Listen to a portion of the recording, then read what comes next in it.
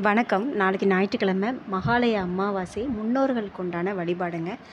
பொதுவாகவே நம்ம என்ன தெய்வ வழிபாடு செஞ்சாலும் சரி, அதில் ஒரு சில பேர் சொல்லுவாங்க, நான் எல்லா நாமும் சாமி கும்பிட்டு பார்க்கேன், ஆனால் எனக்கு எந்த பலனும் இல்லை. நான் நிறைய பூஜை பண்ணிகிட்ருக்கேன், அவ்வளோ செலவு பண்ணி நான் வீட்டில் பூஜை பண்ணுறேன், கோயில் குளம்னு அப்படி நான் சுற்றிட்டுருக்கேன், ஆனால் எனக்கு நான் வேண்டுதல் எதுவுமே நடக்க மாட்டேங்குது. ஏதாவது காரிய தடை ஆகிக்கிட்டே இருக்குது.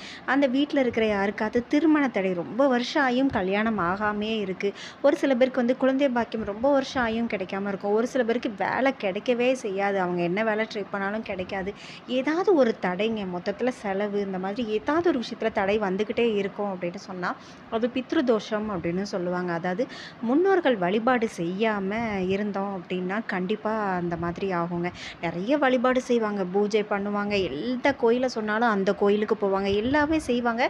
ஆனால் முன்னோர்கள் வழிபாடை மட்டும் கண்டிப்பாக செய்ய மாட்டாங்க. அப்படிப்பட்டவங்களுக்கு பித்ருதோஷம் வரும்னு சொல்லுவாங்க. பித்ருதோஷம் அப்படின்னா அவங்க என்ன காரியம் செஞ்சாலும் அது கண்டிப்பாக தடையாகும் அப்படின்னு சொல்லப்படுதுங்க. அதனால் முன்னோர்கள் வருஷத்துக்கு இந்த 3 தடவை தாங்க நம்மக்கிட்ட அவங்க கையேந்தி வருவாங்க. அதாவது தனக்கு பசிக்கு அப்படின்னு சொல்லிட்டு அவங்க கையேந்தி வர்ற அந்த வருஷத்துக்கு 3 நாள் தான் சொல்லுவாங்க. ஆடி அமாவாசை, தை அமாவாசை, இந்த புரட்டாசி மாத மகாலய அமாவாசைன்னு சொல்கிறேன். இந்த 3 நாள் ரொம்ப முக்கியமான நாளுங்க.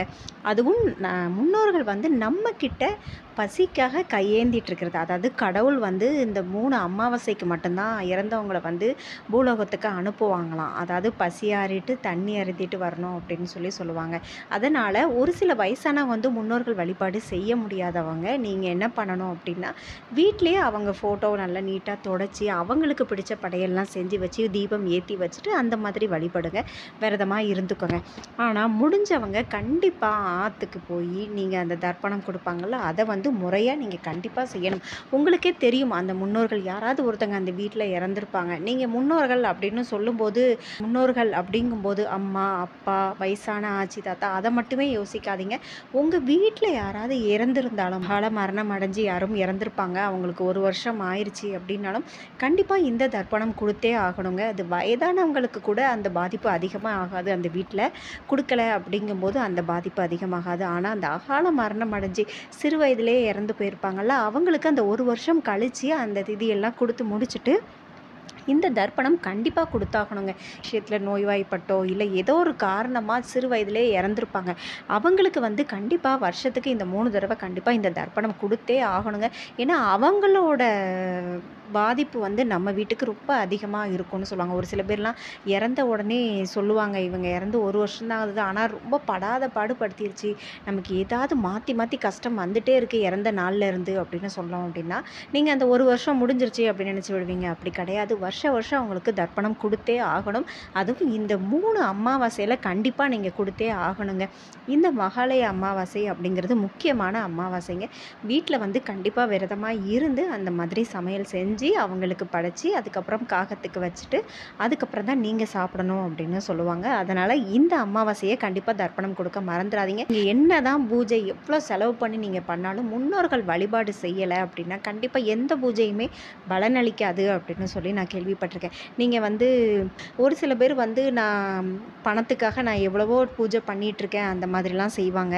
ஆனால் அவங்களுக்கு கண்டிப்பாக அது சக்ஸஸ் ஆகிருக்காது. காரணம், முன்னோர்கள் வழிபாடு நீங்கள் செய்யாமல் இருந்தீங்க அப்படின்னா கண்டிப்பாக பலன் அளிக்காது. உங்கள் வீட்டில் காரிய தடை ஆகிக்கிட்டே இருக்குது. அதாவது நீங்கள் என்ன காரியம் செஞ்சாலும் அது தடையாகிட்டுருக்கு அப்படிங்கும்போதும், அதுக்கப்புறம் நீங்கள் ஒரு கவர்மெண்ட் வேலைக்கு ரெடி பண்ணிகிட்ருக்கீங்க அல்லது ஒரு சொந்த தொழில் பண்ணணும் அப்படின்னு நினச்சிட்ருக்கீங்க, ஆனால் அது ஃபெயிலியர் ஆகிக்கிட்டே இருக்குது அப்படின்னா கண்டிப்பாக அதுக்கு சூரிய பகவானோட ஆதிக்கம் அந்த வீட்டில் இருக்கணுங்க. அதாவது இப்போ குரு, சுக்கிரன் அந்த மாதிரி சொல்லுவோம்ல, அதே மாதிரி சூரியனோட கிரகம் நம்ம வீட்டில் வலிமையாக இருந்தது அப்படின்னா கண்டிப்பாக அந்த வீட்டில் எந்த இதுவுமே தடையாகாது, எல்லாமே சக்ஸஸ் ஆகும். சூரிய பகவான் உங்களுக்கு உச்சத்தில் இருக்கணும் அப்படின்னா முன்னோர்கள் வழிபாடு நீங்கள் செஞ்சால் மட்டும்தான் சூரிய பகவானோட ஆசீர்வாதம் உங்களுக்கு கிடைக்குங்க.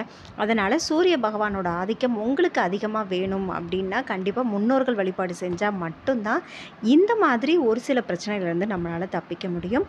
மெயினாக நம்ம விநாயகர், குலதெய்வம், முன்னோர்களை வழிபட்டால் மட்டும்தான் இது எல்லா சக்ஸஸும் நம்ம பார்க்க முடியும். அதாவது செல்வத்துக்குனாலும் சரி அல்லது படிப்புக்குனாலும் சரி முன்னோர்களை வழிபட்டுட்டு தான் நீங்கள் மற்ற தெய்வத்தை கண்டிப்பாக வழிபடணும்.